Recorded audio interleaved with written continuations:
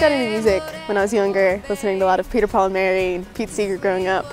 And my mom really liked Mary Chapin Carpenter, who's my favorite, and listened to all her albums. And I started collecting albums, like record albums, on vinyl in high school, just going to thrift stores and garage sales and picking up as much as I could get, trying to build my collection and listen to songs from all sorts of different people. What started me actually wanting to play music was seeing Tiff Merritt. And I was 19, I think, at the time, in Northampton, Massachusetts, the Iron Horse. It was just her on the stage, this beat-up guitar, and she just had this presence about her.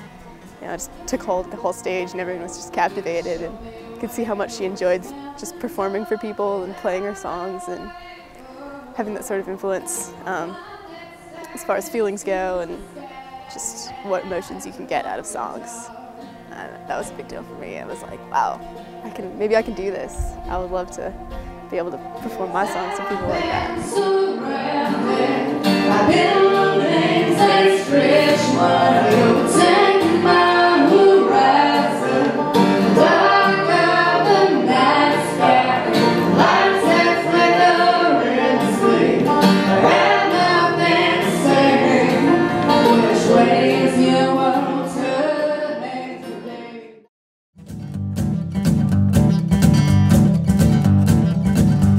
I wrote my life down by hand. Chapters blow away like sand. As soon as I started playing acoustic guitar and learned my first chords, I always wanted to write songs. But I didn't really start thinking about the craft of songwriting, I think, and the power of lyrics until I started listening to some of the more acoustic roots, Americana stuff.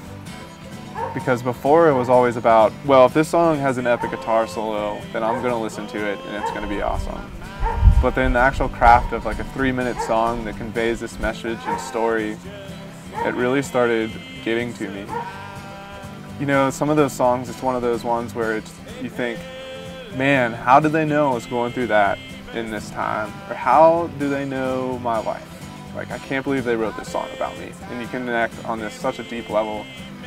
And you wonder if you could ever do that to someone. If anyone is ever driving down the road and plays, you know, Redleg Husky, and it just makes their day better, I mean, that would just be an incredible thing. Fly me to that moon so I can see those stars of June. Let me touch the sun so I die before I'm young.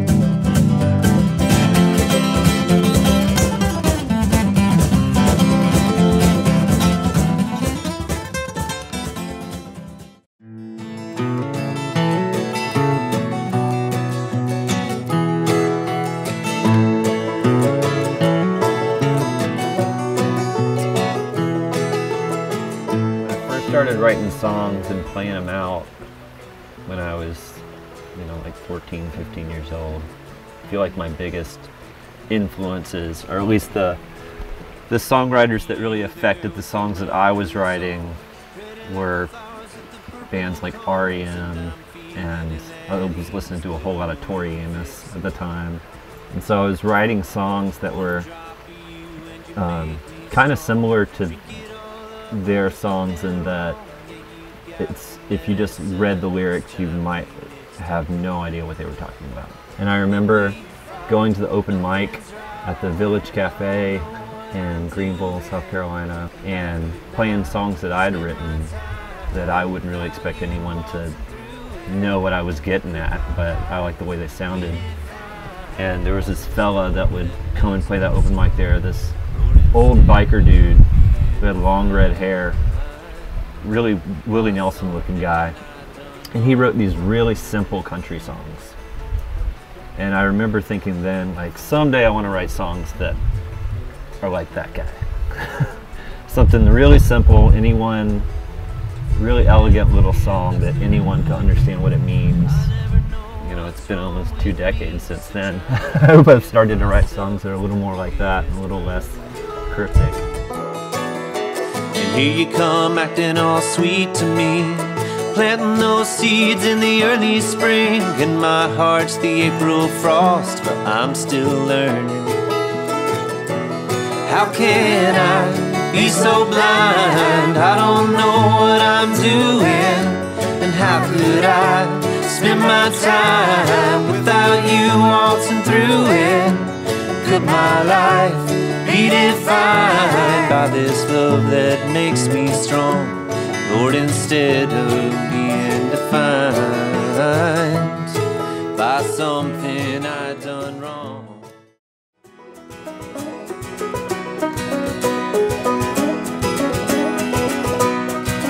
I've searched many dead men, I've taken charcoal to many graves.